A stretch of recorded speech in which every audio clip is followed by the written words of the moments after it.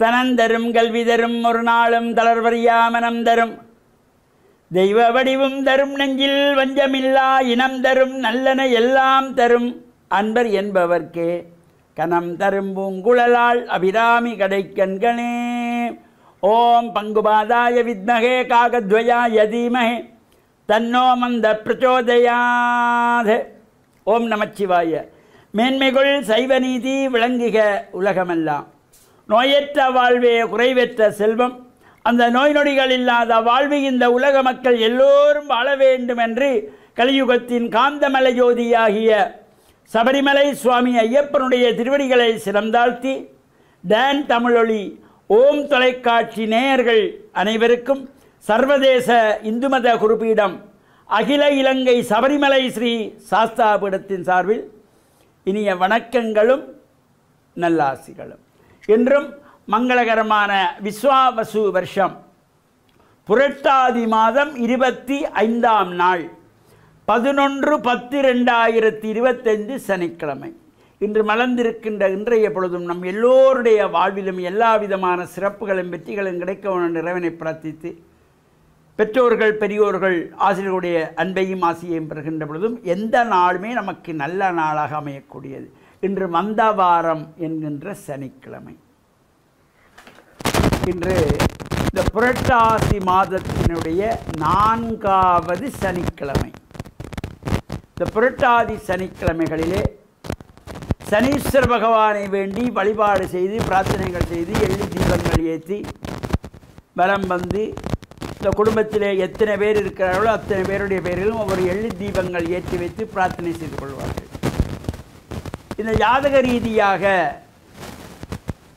லக்னத்திலே சனி, அர்த்தாஷ்டமத்திலே 4ஆம் இடத்திலே சனி, 7.5 நாட்டு சனி, அட்டமத்தி சனி என்று இந்த ஒவ்வொரு ஜாதக ரீதியாக சொல்லுவார்கள். கண்டச்சனி பாதச்சனி என்றெல்லாம். இவ்வாறு தோஷமுடையவர்கள் இந்த புரட்டாதி சனிக்கிழமைகளிலே விரதம் இருந்து சனீஸ்வர பகவானுக்கு கருப்பு பட்டு சாத்தி எள்ளெண்ணெய் தீபங்கள் ஏற்றி வழிபாடு செய்கின்ற பொழுதும் எல்லா சிறப்புகளும் கிடைக்கும். இவ்வாறு ஜாதக ரீதியாக தோஷங்கள் இருந்தால் இந்த எள்ளு தீபம் ஏற்றினால் தோஷம் நீங்கி விடுமா என்றால் இல்லை, தோஷம் நீங்குவதல்ல, உடைய தாக்கம் குறைவடையும். எனவே அந்த பிரார்த்தனைகள் மூலமாக நாம் செய்யப்படுகின்ற பொழுதிலும் இப்போ பொதுவாகவே இந்த மழை பொழிவதென்பது இயற்கை. நாம் மழையிலே நனையாமல் இருப்பதற்காக ஒரு குடைபிடித்துக் கொள்ளுகிறோம் என்றால் குடைபிடித்துக் கொள்வதனாலே நாம் தலை நனையவில்லை உடம்பு நனையவில்லை என்பதற்காக மழை நின்று விட்டது என்ப அர்த்தம் அல்ல. அதுபோல் இந்த தாக்கங்கள் இருந்து வேகம் குறைவாக வரக்கூடிய வகையில் இந்த பிரார்த்தனைகள் மூலமாகவும் செய்யக்கூடிய வகையிலே அமைந்திருப்பது இந்த புரட்டாதி சனிக்கிழமைகள். இதில் 4வது சனிக்கிழமை இந்த புரட்டாதி சனி பூர்த்தி அடைகிறது. இவ்வாறு வழிபாடு செய்வதோடு அன்னை பராசக்தியானவள் கேதார கௌரீஸ்வர விரத அனுஷ்டானத்தில் ஈடுபட்டு வருகின்றதாகிய இந்த வழிபாடு நடைபெற்று கொண்டிருக்கின்றது. தினமும் நாம் ஆசாரசீரராக ஆலயங்களில் சென்று பிரார்த்தனைகள் செய்து பாடல்களை பாடி கதைகளை படித்து எது எல்லாம் நமக்கு முடிகிறதோ அங்கே சிவபுராணத்தை பாராயணம் செய்து கொள்ளலாம், லிங்க அஷ்டகத்தை பாராயணம் செய்து கொள்ளலாம். அந்த சிவலிங்கத்தின் வடிவமாக அக்ஷதையும் பில்வமும் கொண்டு பூஜிக்கின்ற பொழுது சிவனை பிரார்த்தனை செய்து கொள்வது.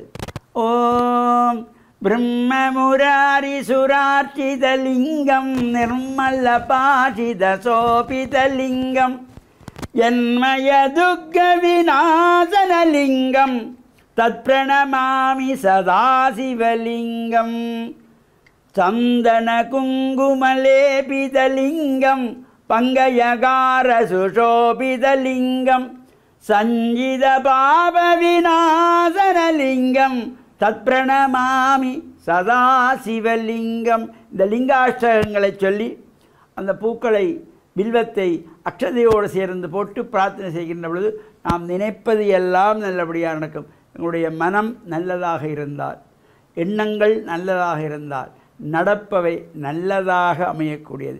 இதைத்தான் இறைவன் சொன்னான். உன்னுடைய நினைப்பதனை முடிக்கின்றேன் என்றவர்தம் சென்னுமிசை பாதமலர் சூட்டினான் சிவபெருமான். அந்த நல்ல எண்ணத்தோடு நாமும் இறை பிரார்த்தனையில் ஈடுபட்டு இறையருளை பெற்று மண்ணில் நல்ல வண்ணம் வாழ டான் தமிழொலி ஓம் தொலைக்காட்சி நேயர்கள் அனைவருக்கும் சர்வதேச இந்து மத குருபடத்தின் சார்பில் நல்ல ஆசிகளை கூறிக்கொள்வதில் மன மகிழ்வு கொள்கிறோம். சர்வே ஜனாக சுகினோ பவந்து சமஸ்த சன் மங்களானி சந்து. சுபம்.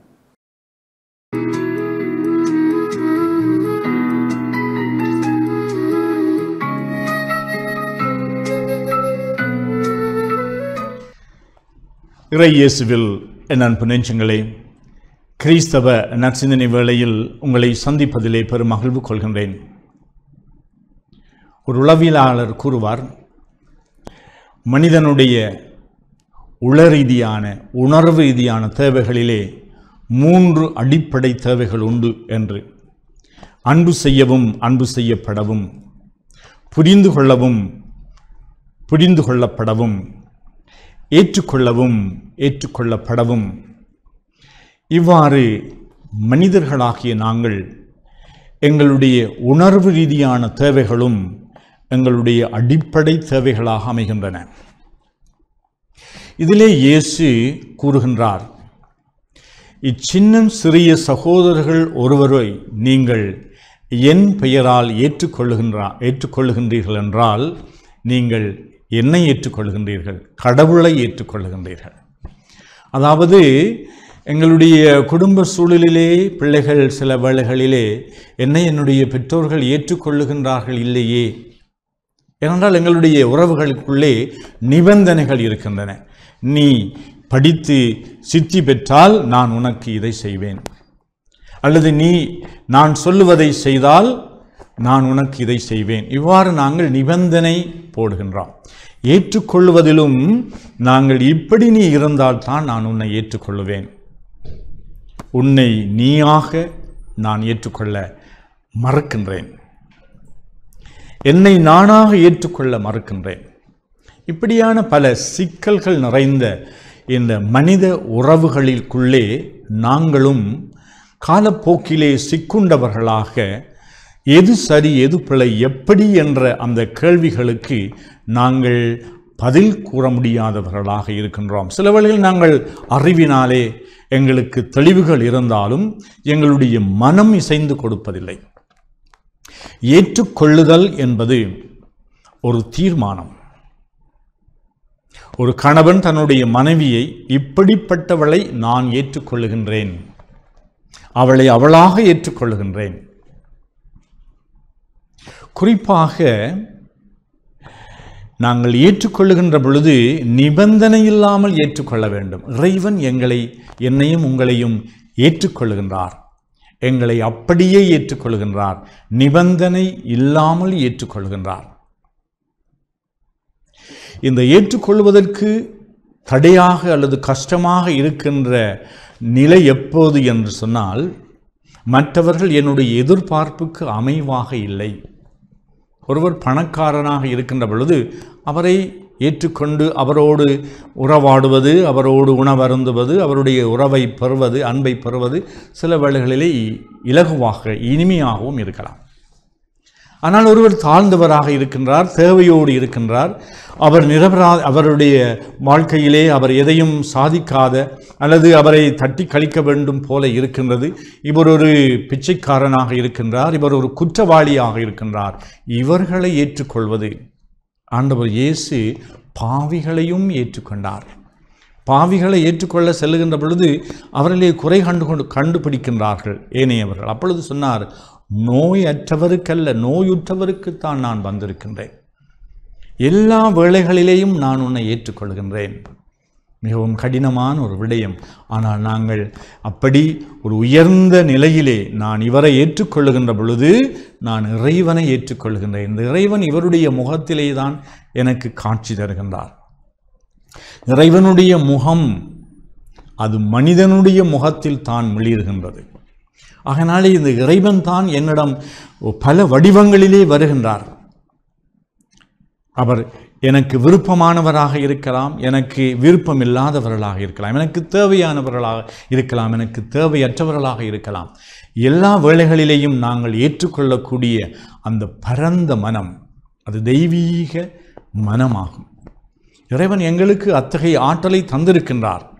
அவருடைய சாயலாக படைக்கப்பட்ட நாங்கள் இவர்களை ஏற்றுக்கொள்கின்றோம். அவர்கள் பிழைவிடுகின்ற பொழுதும் அவர்களை ஏற்றுக்கொள்கின்றோம்.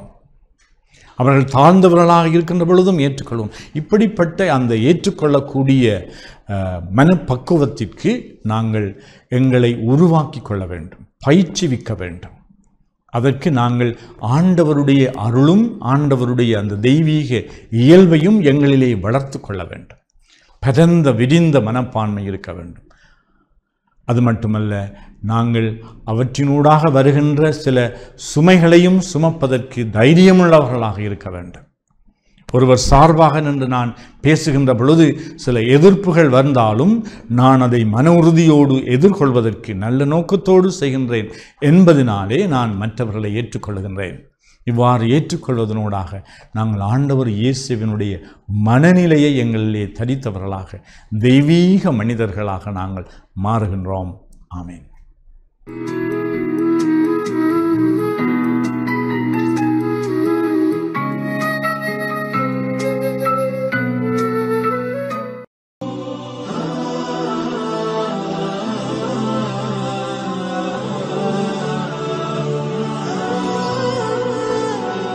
பிஸ்மில்லாஹிர் ரஹ்மானிர் ரஹீம்.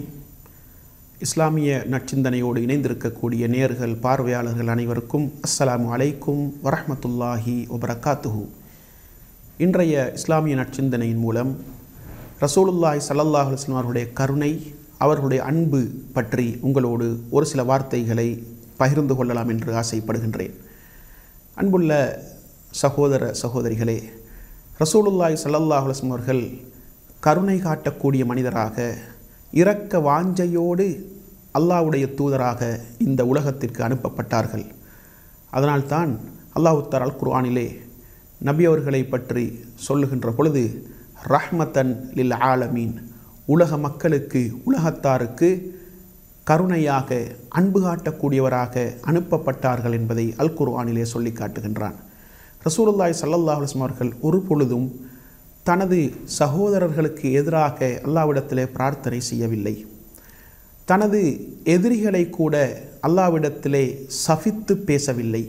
அல்லாஹ்விடத்திலே மிகவும் காரசாரமான முறையிலே சபித்து திட்டி பேசுகின்ற பக்குவம் பழக்கம் நபிகளாரிடத்திலே இருக்கவில்லை என்பதை நாங்கள் பார்க்கலாம். எந்த அளவுக்கென்றால், சில சந்தர்ப்பங்களில் அல்லாஹ்வுடைய தூதர் ஸல்லல்லாஹு அலைஹி வஸல்லம் அவர்களிடத்திலே சஹாபாக்கள், அதாவது நபி அவர்களுடைய தோழர்கள், மக்கா வாழ்க்கையில் வைத்து எதிரிகளுடைய இன்னல்கள், துன்பங்கள், தொல்லைகளை சகிக்க முடியவில்லை என்று அப்பப்போது நபிகளாரிடத்திலே வந்து முறையிடுவார்கள்.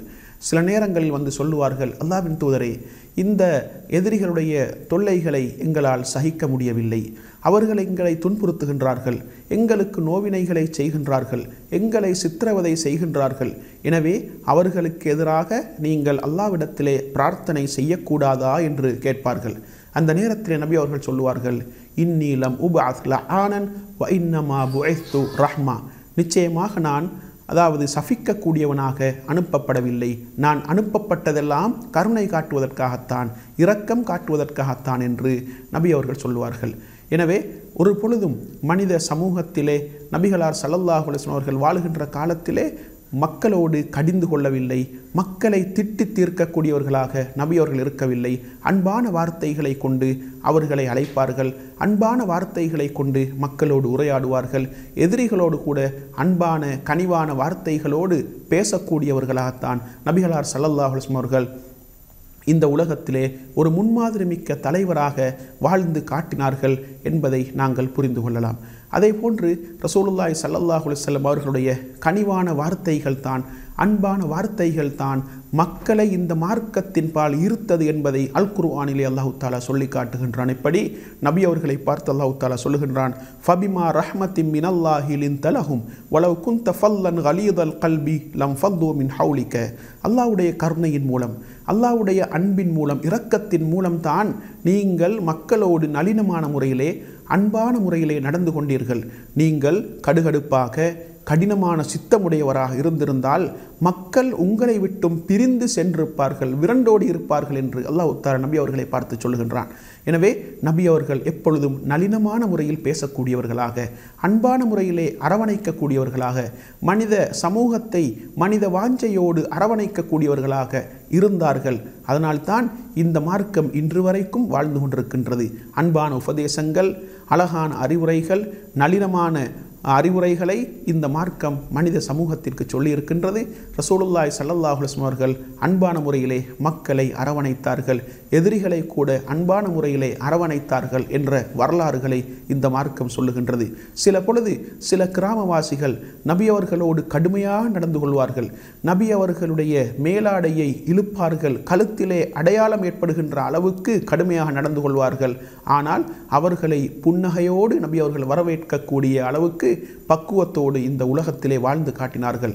எனவே இரக்க வாஞ்சையோடு மனித சமூகத்தை அரவணைத்து மக்களை நல்வழிப்படுத்தி இரக்க கருணை சுபாவத்தோடு மனித சமூகத்திற்கு இந்த மார்க்கத்தை எடுத்து சொன்ன, இந்த மார்க்கத்தை மக்களுக்கு பிரச்சாரம் செய்த, மனித சமூகத்தை நல்வழிப்படுத்திய ஒரு உத்தமராகத்தான் நபிகளார் ஸல்லல்லாஹு அலைஹி வஸல்லம் அவர்களை இஸ்லாம் எங்களுக்கு அறிமுகப்படுத்தி இருக்கின்றது. எனவே அன்பாகவும் நளினமான வார்த்தைகளாலும் நளினமான போக்குகளாலும் இரக்க வாஞ்சையோடும் மக்களை அரவணைத்து மனிதர்களோடு அன்பான முறையிலே நடந்து மனிதர்களோடு இரக்க சுபாவத்தோடு நாங்கள் உறவுகளை பேணி இந்த மார்க்கத்தை பற்றிய ஒரு நல்ல மனப்பதிவை அவர்களுடைய உள்ளத்திலே ஏற்படுத்தி இந்த ஆன்மீக பாதையிலே அல்லாவை நோக்கி, அல்லாவுடைய அந்த இறையச்சத்தை நோக்கி பயணிக்கக்கூடியவர்களாக மாறுவதற்கு வல்லவன் ரஹ்மான் எனக்கும் உங்கள் அனைவருக்கும் துணை புரிவானாக. வா ஆகிரு தாவானா அனில் ஹம்துலில்லாஹி ரப்பில் ஆலமீன்.